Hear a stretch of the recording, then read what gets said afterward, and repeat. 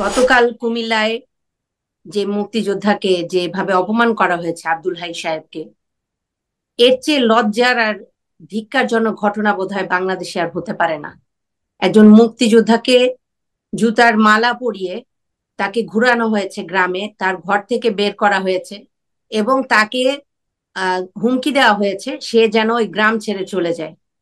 এটা যে কত জঘন্য একটা অপরাধ! এবং আহ, এটা জামাতে ইসলামী, মৌলবাদী, বিএনপি তারা করছে এবং বর্তমান সরকার এ ব্যাপারে শুরু থেকেই কোনো উদ্যোগ নিচ্ছিল না। এই যে দেশে নৈরাজ্য চলছে, যার জন্য এই নৈরাজ্যজনক অবস্থা ধারাবাহিকভাবে চলে আসছে 5ই আগস্টের পর থেকে, যেদিন থেকে ষড়যন্ত্র করে বাংলাদেশের প্রধানমন্ত্রী জননেত্রী শেখ হাসিনাকে এই দেশ থেকে বিতাড়িত করা হয়েছে।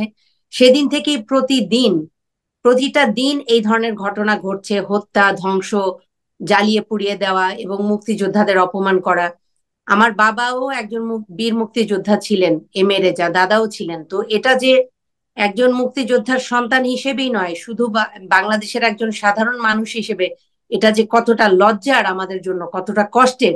এবং এই বিষয়গুলোতে কি প্রমাণিত হয় যে পাকিস্তান আমাদের দেশের বিরুদ্ধে লড়েছিল, পাকিস্তানের সাথে আমাদের যুদ্ধটা হয়েছিল। আজকে যখন ভারতের সাথে সম্পর্ক নষ্ট করার প্রয়াস চালাচ্ছে পাকিস্তান, বর্তমান সরকার, বিএনপি এবং বাংলাদেশের জামাতে ইসলামী মৌলবাদীরা, সেই একই সময়কালে এই ঘটনাটি একেবারে সামঞ্জস্যপূর্ণ। কারণ তারা মুক্তিযুদ্ধের শক্তিকে বিশ্বাস করে না, মুক্তিযুদ্ধকে তারা বিশ্বাস করে না। এবং তাদের মধ্যে অনেকেই বলেছেন যে 16ই ডিসেম্বর বিজয় দিবস, এটাই তারা মানেন না। তাদের কাছে 16ই ডিসেম্বর বিজয় দিবস না, এবং মুক্তিযুদ্ধ অর্থাৎ পাকিস্তানের সাথে বাংলাদেশ এক হয়ে থাকতো, পাকিস্তানের দ্বারা নির্যাতিত হতো।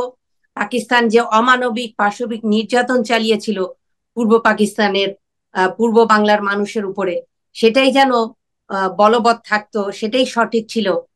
এটাই হচ্ছে তাদের সমস্ত কর্মকাণ্ডের সারমর্ম। এবং এ ধরনের ঘটনা এর আগেও হয়েছে 5ই আগস্টের পরে। এটা গতকালকেরটা হয়তো আমরা সদ্য ঘটনা হিসেবে দেখছি, কিন্তু তার আগেও হয়েছে। 5ই আগস্টের পর থেকে বিভিন্ন মুক্তিযোদ্ধারা, এই যে 16ই ডিসেম্বরে কয়েকজন মুক্তিযোদ্ধা গিয়েছিলেন ধানমন্ডি 32 নম্বরে বঙ্গবন্ধুর প্রতিকৃতিতে ফুল দেওয়ার জন্য, তাদেরকেও চরমভাবে অপমান করে সেখান থেকে তাড়িয়ে দেওয়া হয়েছে। তারপর এই বছর 15ই আগস্টেও মুক্তিযোদ্ধাদেরকে 32 নম্বর থেকে চরমভাবে অপমান করে তাড়িয়ে দেওয়া হয়েছে। প্রতি পদে পদে তাদেরকে তাড়ানো হচ্ছে, কারণ এই যে সংঘবদ্ধ চক্র পাকিস্তান, বাংলাদেশের মৌলবাদীরা, বিএনপি এবং বর্তমান সরকার, এই যে তাদের সংঘবদ্ধ চক্র, তারা প্রতি মুহূর্তে এগুলো করে যারা মুক্তিযুদ্ধর পক্ষে যারা ছিলেন, মুক্তিযুদ্ধর পক্ষের যারা শক্তি পরিবার, তাদের মন মানসিকতা, মনোবল, সংগ্রামী চেতনা সমস্ত কিছুকে তারা ধ্বংস করার জন্য এই ঘটনাগুলো ঘটাচ্ছে, যাতে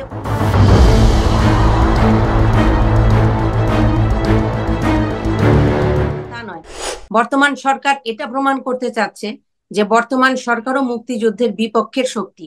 কারণ বিভিন্ন যুদ্ধ অপরাধী যারা ছিল তাদের ফাঁসি হয়েছে, এবং তাদের যারা মদতদাতা ছিল এবং বিভিন্ন সন্ত্রাসী কার্যকলাপে হত্যায় যাদের রায় হয়েছিল, জেলের রায় এবং অনেকের যাবজ্জীবন কারাদণ্ড, সেই আসামিদেরকে ছাড়া হয়েছে। এদের মধ্যে 95 ভাগই হচ্ছে বিএনপি এবং জামাতে ইসলামীর অপরাধী। তাদেরকে ছাড়ার মাধ্যমে বর্তমান সরকার এটাই প্রমাণ করেছে মানুষের সামনে যে এই সরকার আসলে দেশের জন্য মঙ্গলজনক নয়। তারা মুক্তিযুদ্ধের পক্ষে শক্তি তো নয়ই, বাংলাদেশে একটি অরাজকতা সৃষ্টি করা তাদের উদ্দেশ্য। কারণ বাংলাদেশে অরাজকতা সৃষ্টির জন্য পাকিস্তানের যে ইন্ধন, সেই ইন্ধনের সাথে একাগ্রতা স্বীকার করেছে বিএনপি, জামাত এবং বর্তমান সরকার। এটা আমি বর্তমান সরকারকে আমি এই জন্য অভিযোগ দিব যে সরকার যদি তৎপর হতো, সরকার যদি আর্মি ফোর্স এবং পুলিশদেরকে যথাযথভাবে কড়াকড়ি নির্দেশনা দিত, তাহলে অবশ্যই এগুলো দমন করা যেত। এবং জেলখানা বলেন, কোর্ট বলেন, এবং পুলিশ প্রশাসন, আর্মি, এয়ারফোর্স, যাদের যেই বাহিনীগুলোই বলেন না কেন, প্রতিটা বাহিনী কিন্তু সরকারের নির্দেশনায় চালিত হয়। সরকারের বাইরে কিন্তু এগুলো না, এই প্রতিষ্ঠানগুলো না। তো সরকার যদি যথাযথ পদক্ষেপ নিত, বা প্রফেসর ইউনূসের যদি আসলে সদিচ্ছা থাকতো যে এই দেশে শৃঙ্খলা উনি বজায় রাখবেন, তাহলে উনি সঠিক পদক্ষেপ নিতেন এবং দৃঢ় হস্তে উনি এগুলো দমন করার জন্য প্রত্যেকটা বাহিনীকে নির্দেশ দিতেন। কারণ আমরা আগে দেখেছি, জননেত্রী শেখ হাসিনার সময় আমরা দেখেছি, যখন ছোটখাটো অপরাধও হয়েছে সেটার জন্য কিন্তু কঠিন শাস্তি হয়েছে, এবং অত্যন্ত সক্রিয় ছিল বাংলাদেশ আর্মি এবং পুলিশ প্রশাসন। এই যে যেমন আমাদের আমাদের ব্যবসা প্রতিষ্ঠানেও যে হামলা হয়েছে, আমরা জিডি করেছি, তখন পুলিশ তদন্তে এসে আমাদেরকে বলে গেল যে আসলে আপনারা তো জানেন আমাদের এ ব্যাপারে তেমন কিছু করার হাত নেই, আপনারা তাদের সাথে কিছু টাকা পয়সা দিয়ে একটা সমঝোতা করে নেন। এই যদি হয় একটা দেশের অবস্থা, একটা পুলিশ প্রশাসনের অবস্থা, সেজন্যই আমি বলছি যে সরকার এটাই প্রমাণ করেছে যে সরকার এই দেশের ধ্বংসযজ্ঞ ছাড়া আর কিছু চায় না, এবং তারাও পাকিস্তানের মদতদাতা। পাকিস্তান চেয়েছিল আমাদের দেশকে ধ্বংস করতে, এবং বর্তমান সরকার তাদের সাথে একাত্মতা প্রকাশ করেছে। এবং এটা আমি একটাই বলবো যে বৃক্ষ তোমার নাম কি ফলে পরিচয়, আমরা সেটার প্রমাণ ইতিমধ্যে পেয়েছি।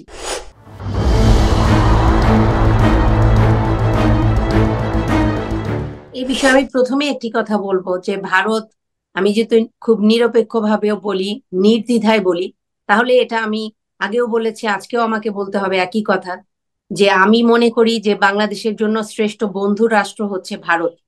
তার কারণ হচ্ছে, এটা আমরা মুখে বললে হবে না, ভারত 1971 সালে আমাদের মুক্তিযুদ্ধে অসামান্য অবদান রেখে এটা যেমন প্রমাণ করেছে, আমাদের দেশের মুক্তিযুদ্ধের সময় শরণার্থীদেরকে আশ্রয় দিয়ে আবারও প্রমাণ করেছে, এবং প্রতি পদে পদে ভারত পরীক্ষিত বন্ধু হিসেবে তাদের শ্রেষ্ঠত্ব আমাদের বন্ধু রাষ্ট্র হিসেবে বারবার প্রমাণ করেছে।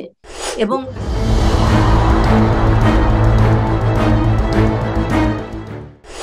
বাংলাদেশকে সেদিকে এগিয়ে নিয়ে যাওয়ার চেষ্টা করছে পাকিস্তান, বিএনপি, বাংলাদেশের মৌলবাদী এবং বর্তমান সরকার।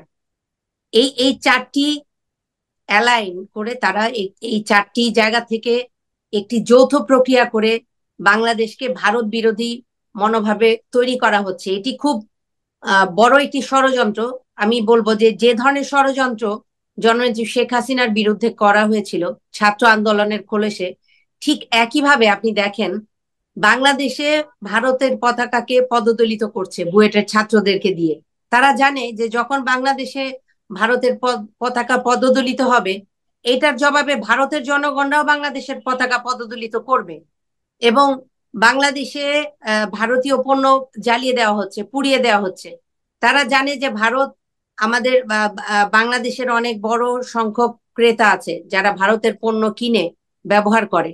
ভারতও আমাদের অনেক পণ্য নিয়ে যায় না যে তা নয়, কিন্তু এই যে জনগণের মনে কিছু কিছু বিষয় দিয়ে যে বিষক্রিয়া ঢুকিয়ে দেওয়া, এবং যেভাবে ছাত্র আন্দোলনের খোলসে ছাত্রদেরকে জঙ্গিবাদীরা বিএনপিরা হত্যা করে জননেত্রী শেখ হাসিনার পুলিশ বাহিনীর নাম দিয়েছিল, এবং সেই ছাত্রদের অভিভাবকদের মধ্যে একটি ক্ষুব্ধ প্রতিক্রিয়া হয়েছিল যে আমাদের সন্তানকে শেখ হাসিনার নির্দেশে মেরে ফেলা হচ্ছে।